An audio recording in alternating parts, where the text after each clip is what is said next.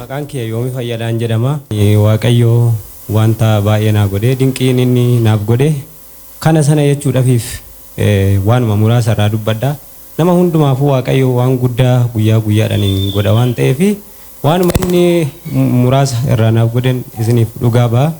Jalqaba irratti bara 2012 waldaa isaa Mannaaraa Bukkee otoo walumaa waaqeffachaa jirru raajiin nutti dubbatanii nu tajaajilanii saba keessatti ulee milkaa'inaa kan jedhamu kiisii kee keessatti waraqata irratti barreessiti qabadhu waan itti milkooftutu jira naan jedhanii nutti dubbatanii turanii yeroo isaan natti dubbatanitti ulee milkaa'inaa kan jedhamu barreeffadhee taniinan kiisii kiyya keessatti waraqataan kaawwadhee amma yoonatti baadheetuman jira ergas immoo milkaa'inaa wanta naaf ta'een tokko tokkoon isinitti himuu barbaada. Kanatti aansuudhaan Waaqayyo gaa wanta baay'eetti nama milkeessaa wanta kana hin jedhamnetti bara 2015 yeroo akkana darbinetti otoo asitti tajaajilamaa jirru mee Waaqayyo gara fuulduraatti kana naaf godhaa waan guddaa naaf godhaa jettanii warreen itti amantan footoo kaasati waan isiniif godhu san waan Waaqayyo isiniif godhu suura kaasati irratti kadhadhaati mana keessan kaa'aa Waaqayyo immoo akka raawwatu nan amanaa nuun jedhanii Waaqayyo gaa waan guddaa namaaf godhaa ani immoo akkumaan jaalala kiyya ta'etti namni jireenya isaa keessatti wanta gaarii ofiin hawwaa waan gaarii immoo godhachuu argachuu sin barbaada waan ta'eef mana kiraa keessan jiraadha Waaqayyo akka mana natti ijaaru barbaadeen footoo manaa diizaayinii isaa faana suura kaafadheen mana kana keessa jiraachuun qaba bakka jedheen suura kaafadhee ta'ee nan kaawwadhee dabalataan immoo konkolaataanis na barbaachisa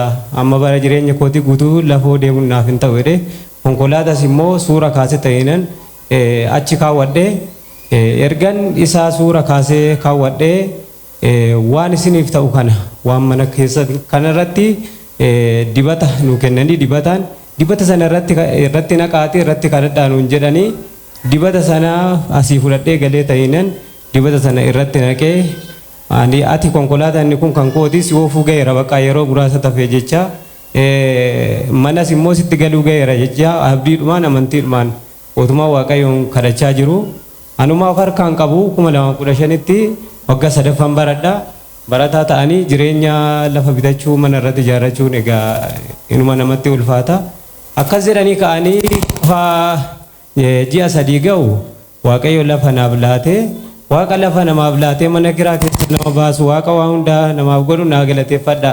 Galateeffadhaa Waaqayyo dhame. Itti aansuudhaan asumatti waldadhuma kana keessatti nu kadhatan raajiin namoota hundumaa kadhatanii ani kophaa kiyyatti egaa akkuman amanettiin kuni kan kooti jedheetuman fudhe malee kophaatti as bahi jedhanii ati akkas godhiidha osoo hin ta'in isuma namaan jedhan keessaa kuni kan kooti ergaa kooti jedhee ta'ee nan fudhadhee maallaqamee namoonni birrii 10 birrii 5 namni of harkaa qabdan fidaatii iddoo kana kaa'a jedhanii maallaqa sana fuunee isaanitti kenninee irratti kadhatanii dibataan irratti kadhatanii manni maallaqni kun seene kan eebbifame ta'a kiisiin maallaqni kun seene kan eebbifame ta'a jedhanii irratti jilbeeffatanii nu kadhatanii booddee koottatti maallaqa kana asii fudhadhaa namootni ammana koottaa fudhaa jedhanii dhandheen fudhannee erga namoota barbaachisu sana ga'ee booda namni kan dhufee ke ergaa kemiti jedhanii abbaa ta'een duubatti hin deebisanii achi booda maallaqa sana ergan fudhadhee kiisii kiyya keessa kaawwadhee maallaqas yoon dhabees namarraa dhabeen beeku kiisii kiyyaas maallaqni dhabeen beeku maallaqa immoo Waaqayyo naaf kennee ittiin na eebbise Waaqa maallaqa namaa kennee otoo na hin rakkatin duwwaadhuma irratti nama jiraachisu naa galateeffadhaa. Harka keessa rukutaa galateeffadhaa fi itti aansuudhaan yeroo tokko immoo asitti nu kadhatanii namoonnumti qulfii of harkaa qabdan qulfii manaas qulfii makiinaas haa ta'u kan namaas kan ooftan kan dhuunfaa keessanis kan ooftan namoonni immoo eeyyama barattanii otoo nuufin as jirtanis ol baasatii irrattan isinii kadhadhaa jedhanii irratti nu kadhatanii ani immoo yeroo sana immoo qulfii wayiitu jira qulfiidhuma makiinaa kan fakkaatu kanuma makiinaa kootiiti gaa makiinaan dura naaf kenname waan jedhamuufi qulfii makiinaa sana baattadheetuman qulfiin kun kan makiina jedheen iddoodhuma makiinichaarra kaa'etaniinan qulficha adda asitti nu kadhatanii booda manuma galcheetaniinan kaa'ee qulfii sana gaa irratti nuuf kadhatanii edda qulfii sana irratti nuuf kadhatanii booda Waaqayyo waan guddaa nuuf godhe akkuma jedhe immoo konkolaataas naaf kenne Waaqa waan hundumaa namaaf kennu kana Waaqayyoon naa galateeffadha. Harka keessa walitti rukutaa galateeffadhaafi. Torbee lamaan darbe keessa asumatti namoonni asitti tajaajilamtan dhaga'uutii dandeessanii sabum keessatti yeroo nuuf kadhatan namoota waldaa kana keessa jiran namoota iddoo kana teessan keessa namni milkaa'inaan torbee lama asitti dhufee ragaa ba'u yookiin immoo dhuga baatuun nama jirutu jira. Kanaafuu Waaqayyo isin milkeessa jedhanii nutti dubbatanii kan nutti dubbatan torbee lamaan kana animmoo torbee lama hin guutu naan fakkaata. Sanaasitti Waaqayyo haala nu mijeessee konkolaataa naa kenne. Kanaafuu Waaqayyo naa galateeffadha. Harka keessa walitti rukutaatii galateeffadhaa Waaqayyoodhaan. Nama Waaqayyoo akka dhaamsa kiyyaatti nama Waaqayyoo iddoo kanatti iddoo aarsaa dhaabbatanii Waaqayyoon nu kadhatanii sagalee Waaqayyoo kallattiidhaan nutti dabarsan nu jajjabeessa. Waaqayyoo isin haa eebbisu naadhaani.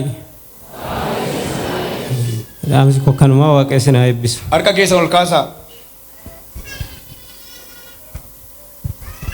Namoota baay'ee gargaarama garuu namni dhufee dhugaa ba'u namootuma muraasa. Ani yoomiyyuu gola nama hundaa jira waan ta'eef wanta raajiin ani dubbadhu tajaajilli keenya gola nama hundaa jira waan ta'eef dhugaa baay'inne isin hin cannaqu.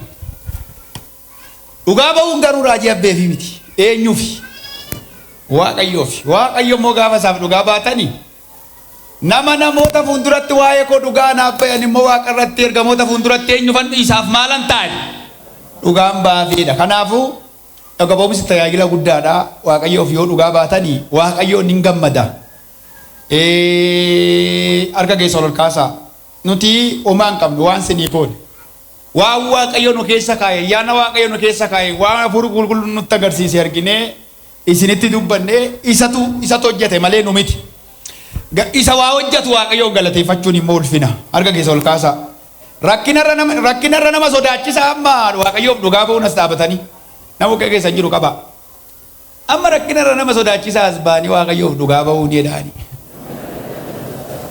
Tuma dhugaa jire sodaanna malee namoonni baay'een itti maasirriitti rakkinarra nama sodaachisaa ammadhaa jedha. Rakkinarra nama sodaachisaa Waaqayyoof dhugaa ba'uun. Kanaafuu Waaqayyoof dhugaa yoo baatan gaarii. Ani dhugaa Waaqayyooti amboo guutuu jira Waaqayyo wanti Waaqayyo hojjete. Mana gola nama hedduu keessa jira. Waaqayyoof yoo dhugaa baata Waaqayyo hin gammada.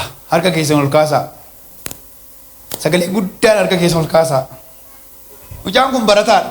Anuma harkatti cuubame akka tasaayyuu ta'e. Mana garasiitti miti? Asumatti. Asitti moo achitti? Asitti an cuubamee garasitti anamane. Garasitti amanee asitti cuubame mucaan kun. Barataadha. Garuu makiinaa qixqixii darajaa andii kenneef Waaqayyo. Harka keessan ol kaasaa. Nama miti. Humna Waaqayyooti kan waa hojjetu lafa duwwarratti. Barataa ta'anii akkamittiin makiinaa bitatuun ni jedhu gaaffiidha. Waaqayyo akkama waan gaaffii namatti godhu hojjeta. Harka keessa ol kaasaa. Barana nan amanee dubbadha. Arraba koorra Waaqayyo jira.